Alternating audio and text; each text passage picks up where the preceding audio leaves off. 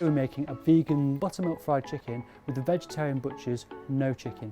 So we've made our buttermilk using plant-based milk, which is soy milk in this case, some apple cider vinegar and Hellmann's vegan mayonnaise. So we can marinate that in there for a couple of days, no problem at all. It won't affect the texture of the chicken, but it will start to give it a really lovely coating on the outside.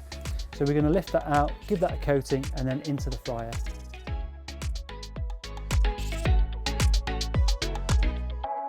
So we want to get a nice seasoned coating on this NoChicken.